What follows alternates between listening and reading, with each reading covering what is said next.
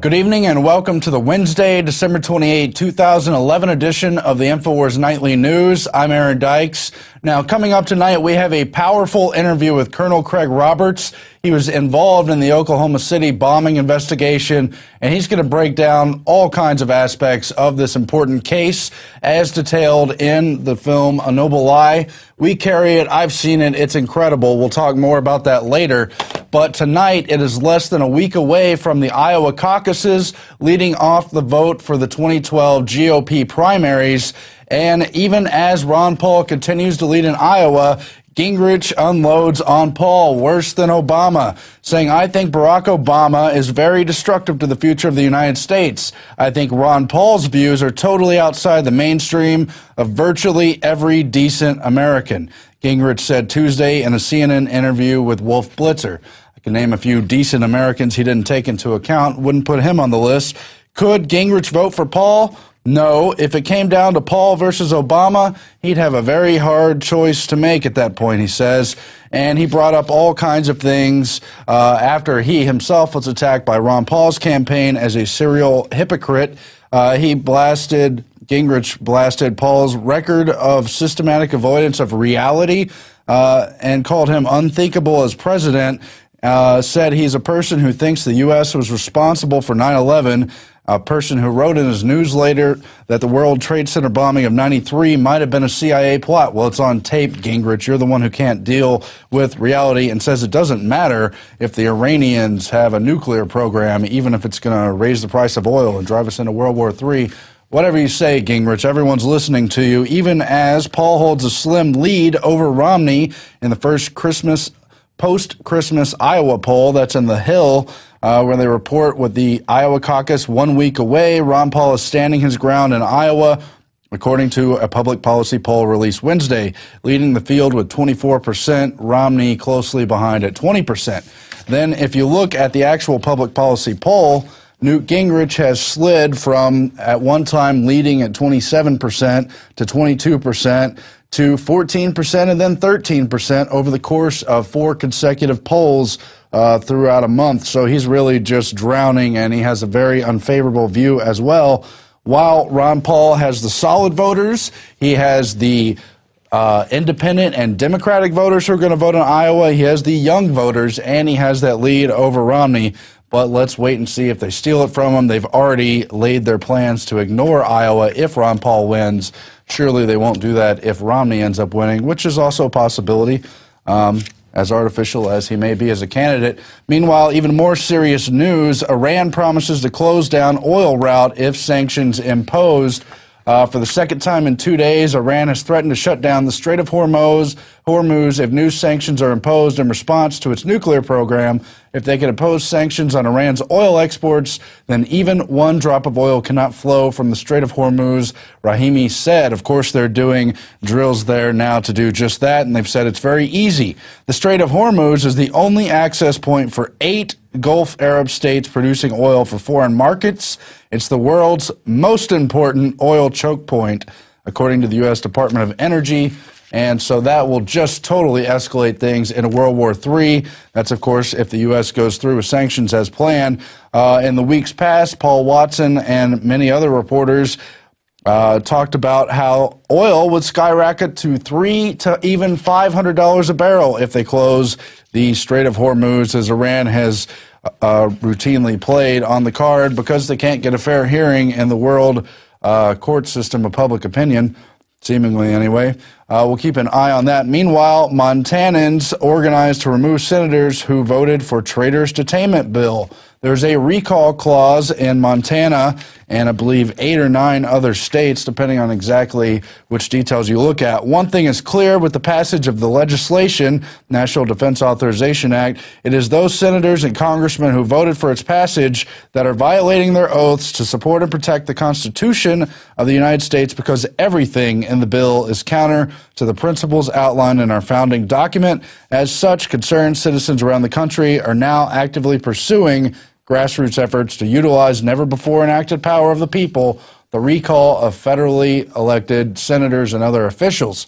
Of course, that NDAA bill has been blasted for just completely doing away with the Sixth Amendment, the Fifth Amendment, the Seventh Amendment, the Eighth Amendment, and continuing to damage the Fourth Amendment as well, of course, along with any other amendment they can come across. Now, while the Montana Constitution and those of other states allows for a recall to take place, there is some question about whether those powers will be recognized if taken to federal court, because they're not explicitly defined in the U.S. Constitution, but of course all those powers are reserved to the states where they're not given to the federal powers.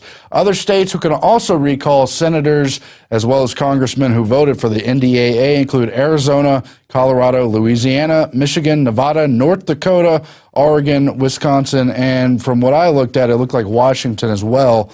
New Jersey's on that list, but it was struck down in New Jersey. Something to keep an eye on. At any rate, a recall effort would send a clear message to Washington that the people are upset about what they've done, they know what's going on, and they're not happy about it.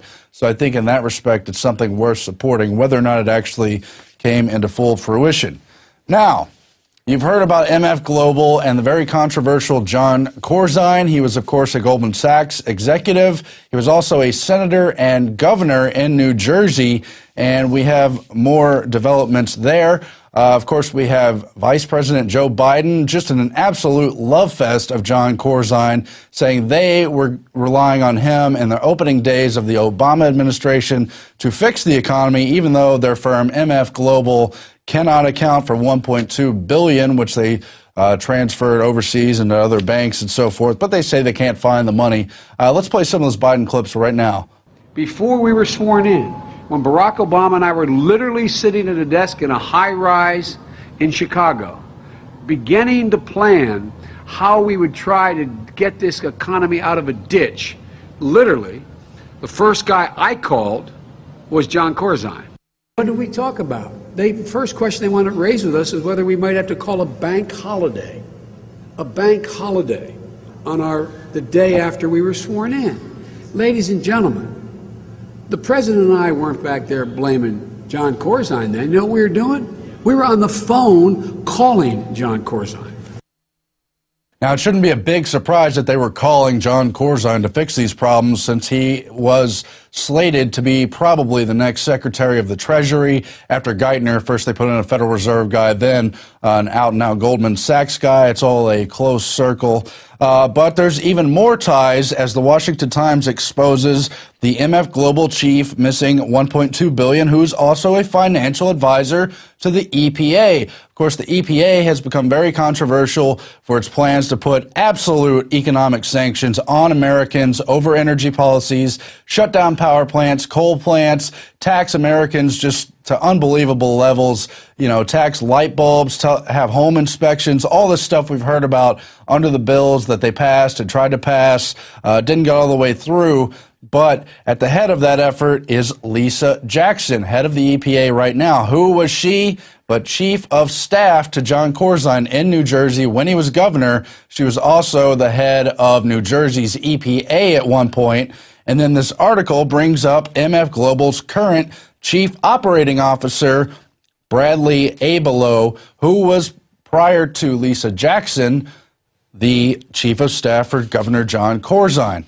So interesting little circle there. Now, the Washington Times article gets into how Bradley Abelo has not disclosed and how they haven't asked questions about in Congress his ties to the EPA as the chief financial advisor. He is the chairman of its financial advisory board and advises on the spending of $8.6 billion for this bloated government agency that looks for more and more money, how to tax Americans into oblivion through what I've already called economic sanctions. And then we have the quote here: even as he finds himself the public face of a bankruptcy and admitted to lawmakers that he had no idea how client funds disappeared, Congress and the administration have voiced no public concern about Mr. Abelo's role advising the $8.6 billion government agency on its finances. But what's going on here, besides whether or not they ask questions to this Bradley Abelo, is why the Obama administration has not only the Chicago mob, but apparently this New Jersey and Goldman Sachs mob in its midst. Bradley Abelo is not only chief of staff for Governor John Corzine, he was also a top Goldman Sachs executive. Many people at the time question how he could even become the chief of staff, as he had no relevant political experience, but only banking experience. And now you see what happens when you put these financial firms in charge of the economy and what direction that goes. Interesting to see the EPA ties to MF Global come to a head between Lisa Jackson, currently in Obama's White House as EPA head administrator, and Bradley Abelo, now chief of MF Global, that can't account for the money. Now, in a totally different subject, I've done a lot of eugenics research here with Alex. I've read literally hundreds of publications, looked at everything, and this is the first time I've ever seen in detail a single-page smoking gun document that just covers so much of it. Everything you've heard about eco-science, which was published in 1977 from the White House, science advisor John P. Holdren, is outlined here in this 1969 document. It's a private secret memo to Bernard Berelson, who was president at the time of the Population Council, which was founded by John Rockefeller III in 1950s, to the president, or from rather, the president of Planned Parenthood World Population, Frederick S. Jaffe. Jaffe's the one who wrote this memo, and it outlines proposed measures to reduce U.S. fertility by universality or selectivity of impact. That means ways they're going to constrain the population. Now, of course, they've been doing this in third world countries for decades, but this key document came out only a couple of years before they started arguing in 1971 for Roe versus Wade, effectively legalizing abortion in this country, which would later become a tool to target particularly the black population, but also all kinds of Americans, now more than 50 million aborted babies in this country. Anyway, what's important in this document is how they specifically target the family and even talk about putting fertility control agents in the water supply. Why do we have all this BPA, all these pharmaceuticals, all these weird substances, and the fluoride as well in the water? Why do we have all these bad chemicals in our food, all the genetically modified problems they know about, but won't stop and keep pushing through with automatic regulation in the FDA? It's because they want to lower the population. They've been doing it across the country, across the world. Now they want to do it in this country. They've been doing it actively since '69. It talks about restructuring the family, getting people to postpone or avoid marriage, altering the image of the ideal size of family. It talks about compulsory education of children, encouragement of increased homosexuality. Right here on paper. I'm not making this up, people.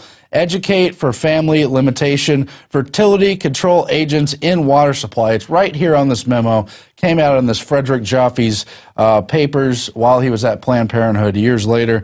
And it also encourages women to work.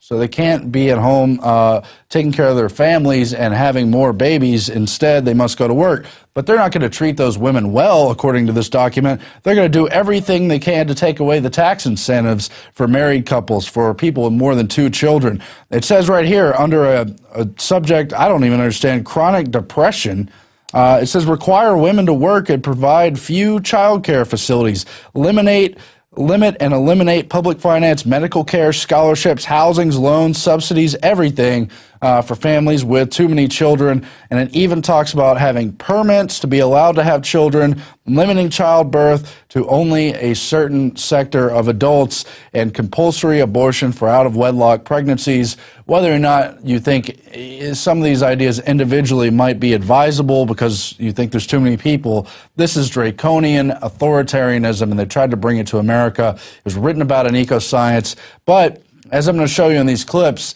it was practiced in countries including China. China is the world model for the stuff that's on this document for the United States. Before they had the one-child policy, they had their family planning programs, which is part of the worldwide Planned Parenthood group, advising people, encouraging them, using propaganda, loudspeakers, everything to get people to have first only 2 children, first to delay their marriage, but then, as you see, later to only be allowed to have 1 child at the penalty of the police state's gun.